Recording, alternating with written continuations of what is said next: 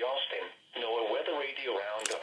Alright. 4 p.m. at Austin Bergstrom. This It is was an cloudy. update to Tropical Storm The Harvey. temperature You'll was hear the 82, conditions in the just dew a point second. 73. The relative humidity was 74%. The wind northeast at 14 miles an hour, and the pressure was 29.83 inches and falling.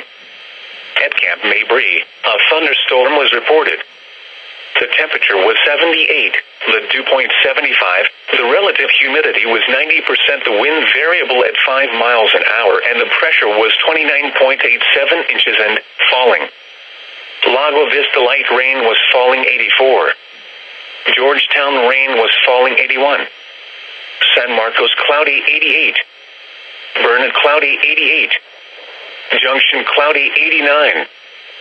San Antonio cloudy 87. Corpus Christi heavy rain and fog were reported 76. Houston cloudy 80.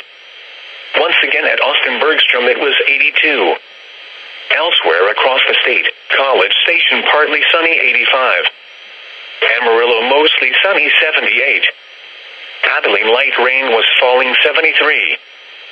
Dallas Fort Worth cloudy 87. Your local forecast.